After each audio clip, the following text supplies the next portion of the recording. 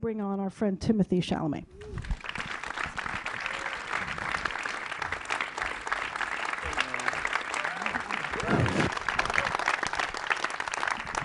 And I might mention he was just nominated for a Golden Globe for this film, of course. And I wondered if I could just start by asking you a little bit. I know we are both alumni of the same high school, Yes. LaGuardia High School. Nice. Thank you. As well, really? Thank you. Your daughter. All right, nice. good. You go there? Nice. All right. So I just, tell me how your experience at that school influenced you in terms of becoming an actor. Oh man, I would love to talk about that. That's, I feel I'm only sitting here thanks to that school, and I just had teachers there, specifically a man named Harry Schiffman and a woman named Sandy Faison, that unfortunately aren't there anymore because they retired last year. But without them, I feel like they just taught me how to fail again and again, or just not be afraid of being bad, and certainly that's, I feel, very important to the way I work. Like, I don't really know what I'm doing often, and I just try to, like a smorgasbord of things within an acceptable range, obviously. And when I can really trust my director, like with Felix, or the movies you mentioned last year with Greta Gerwig, or with Luca Guadagnino, you trust your director, it can be an eye-opening experience. And as it relates to LaGuardia, I fell in love with acting there. My mom went to Performing Arts High School, which was LaGuardia in the past. My uncle went there too. My sister went there. So we have a lot of strong spirits in our family. A lot of crazy people. Well, I love a public arts education is still so important, and I think New York City, we're lucky to have a school like that. How did being a New York actor, being able to go to see plays, going to see the movies in New York, affect you as growing up and making your decision, and what kind of roles you wanted to take on even? I feel like, again, like the answer is like everything. My mom was an actress in New York as well, and I feel like just being exposed to just great theater at a young age, Death of a Salesman, that Mike Nichols directed, that Philip Seymour Hoffman was in with Andrew Garfield, Wow. and Gypsy with Patti LuPone, just growing up seeing things like that. And then also being exposed to theater that I felt not only was respectful of great works past, but had an element of like being cool and not naively, but just like young actors that I liked in it, like Andrew Garfield, like I said, or when Denzel Washington did Fences before he did the movie. So I guess he's not a young actor, but I love Denzel Washington. No, I don't feel like I would be acting without New York or growing up in and around the theater. Let's talk a little bit about this film. How did you come to this role, and how did you hear about the project the first time? Well, I didn't really have a career when I did this movie, so this was very much a job in many ways too. But my agent Brian Swartstrom, who I'm here with right now, he had made me aware of it, 3 years before there were auditions even. This is a project that took them 10 years to make into a film. Plan B, which is a production company, they bought the rights to the book, which is after the article was written in the New York Magazine that David Sheff wrote, which is in the movie. When you're trying to get your career going, I think the first dream is to be economically self-sufficient. That could be anything. That could be commercials, modeling, whatever. And but then if you can do roles that you really care about and you think are important or something, not important. I don't want to be whatever, but that feel like they have some worth. And this was something that reading it was like, oh my God. And not to fetishize his arc in any way. These are real people that went through a real story. But Nick basically went like that. And before, thank God, now he's more at a stasis. And then there was a big audition process, and I auditioned many times, and I read with Steve Carell, in a chemistry read in LA the last time. And then, we shot in LA not so long after that. And this is a story about a real person, just as you just suggested. What was your process like, and was it different from the way you've approached other roles? Yeah, yes and no. Certainly it felt like it would be a transgression or something to have your man, you don't want to play a version of yourself, and yet this wasn't a biopic. And I know I hung out a lot with Nick before we started shooting the movie, and Steve hung out with David equally. and I love how the way Steve Carell talks about this. He can speak about it way better than I can, where he says like you don't want the person you're playing to feel like they're your science experiment in some way, or that you're studying how they eat soup, is how Steve would put it. And again, if they were mainstream personalities or something, it would have been more crucial to get it like that. And certainly, I never want to be general with like the acting I'm doing, but it was like don't be. It almost felt like more self-satisfied to be like, oh, I gotta do it exactly as it would have been. And I think there was an understanding, it was representation of what happened, not like trying to get it detail for detail. And what was it like working with Steve? And what you seem to have really formed quite an extraordinary bond on camera. As an actor, what is that like to try to create those kinds of bonds? You've had two great father figures in your. Yeah, I'm thinking about Call Me by Your Name, of Michael course. Stuhlbarg. Yeah, I got a nice. My movie dads are. Yeah, that's. But the. Well, yeah, I just feel so lucky, and not as a platitude, but. There's a big element of trust, I think, that the more I talk about the movie, I realize I felt very safe with Steve. And again, I don't mean that as a cliche, but like that scene in the diner, that's a good example of like there are takes in there that are really, no good. And anyway, like I felt like I could do badly in front of him. And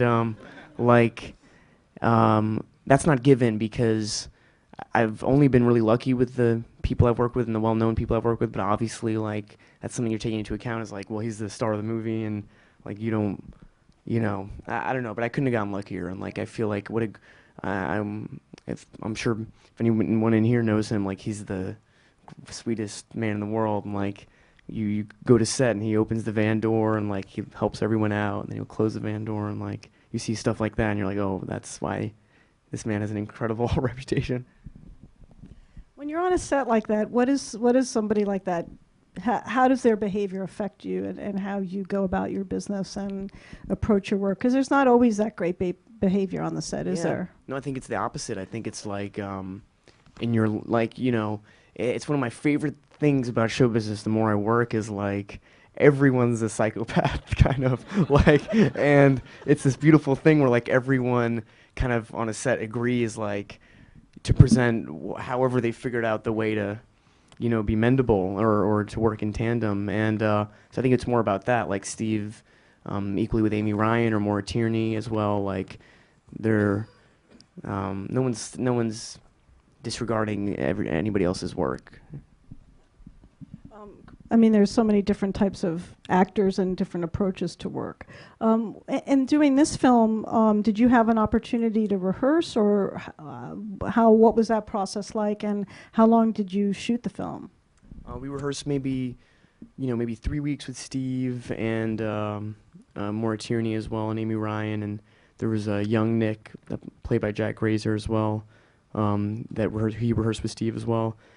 And I was cast maybe a month and a half, 2 months out, so I could lose some weight in advance, which is that Felix, the director, really wanted me to do that. And I said to him, I'm really skinny already, but like, but that was something that was very important to him, and it became very important to me too. And then we rehearsed with Steve, like I said, maybe for 2-3 weeks out. But it's tough, like the same thing to the other movies we've been talking about. Like, it's tough. You almost don't want to get it right in rehearsal for these kinds of movies. When you're doing a play or something, like, you have to really understand beat by beat how everything.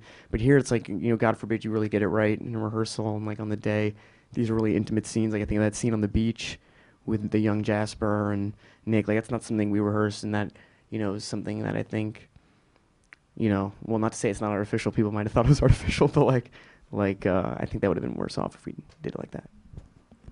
What kind of director do you enjoy working with now that you've worked with several different kinds? Is there a different style or approach that you found in working with someone like Luca or Greta or Felix? I don't know, but like, I feel like grateful to be, how do I want to like work with directors that like have a superpower, and all I mean by that is like, for Luca, that was like his sensuality, and for Felix, if people have seen Broken Circle Breakdown in here or his other films, like his sense of human intimacy is like really crazy. And I'm gonna go shoot Dune this year, and like Denis Villeneuve, the way he talks about that book is like he read it when he was a kid. And I just finished shooting Little Women in Boston with Greta Gerwig, and similarly, when she talks about Little Women, that's like a part of her soul. So I think that's the goal, is like to work with people that are directing instinctually. Like it's not like they picked out something that they're doing. It's like we need to be doing this, and even just working on this, I feel like I've had friends that have gone through this, or it felt like something again that compared to other things you read over the course of a year had urgency. So, I try to have a similar approach. When you're looking at projects now, what are the things that are drawing you? And it seems like you have been choosing very carefully, or so it seems, because your projects have all been really terrific. What draws you to something? What makes you want to do it? Like great directors are somebody I can learn from, a great actor or in a great ensemble. Certainly like Steve. I wanted to do this because I loved the book and I loved Felix, but certainly the opportunity to work with Steve was that as well. So it's really that, like, I've always felt like that. It's like, you could be anything with any, people you feel like you can learn from that are good. And again, I was talking about my agent Brian earlier, but I feel really grateful to him in that regard, is because I've been with him for like 6 years or 7 years now. And since I was 16, he always said, like, there's no rush really. And for him, that was like, you can go to college. I was like, I'm not going to college, but like but that was the mentality. Well, you did do a little Kobe Bryant kind of thing, where you went to college for a year and then you went right into the pros. Yeah, no, I went to Columbia for a year. No, but then I wasn't working, so I went back to NYU, and then, no, I don't want to go back to college. Do you think that the experiences making films, you travel around the world making films as well, do you find that the filmmaking in the United States, is it as free as the kind of things that you've been able to explore in Europe? Wow. Yes, I mean, well, this is a very good example of that. Like, Felix is a Belgian director. This is his English language debut, and there were facets of it though where you're shooting on a stage, and like you'll open a door that's not weighted properly, so like it just keeps swinging open, and you were like, oh, I'm in Los Angeles, like shooting a film on a stage. But I don't know. Maybe I think the only thing, as I'm working more, that I've noticed is like the bigger the scale, and not in a negative way, but just like the slower things go, and the more reset time there is, or even on Little Women, that was like a very interesting experience just now. Like, these are big ensemble scenes where every character has their arc that is justified. So, and it's a movie that needs to be shot nicely, so it takes longer. And even on this, and a lot got cut. Felix, people have seen Broken Circle Breakdown too. There's so much in there. There's so much that's intercut. So it didn't suffer in that way. I know that's not what you're asking, but yeah. What are you looking forward to? And you have several projects coming up. You said Dune was one of them. What are the other projects that you have coming up? Dune, I'm going to shoot a movie called The French Dispatch soon. It's going to be a Wes Anderson film. Wes Anderson. Only the low life people he's working with. No. But he's a New York Film Festival favorite, yes. Indeed. We love Wes Anderson. Yes. Because I feel like I would like walk by the Museum of Natural History, and the after parties were always in there.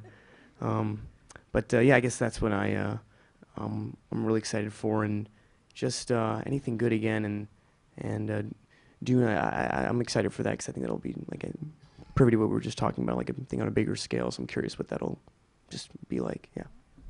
I want to thank you so much for being with us tonight, and we're having a reception afterwards right out in the lobby, and make sure you tell your friends about the film and the great performance. Thank you. you. Thank you.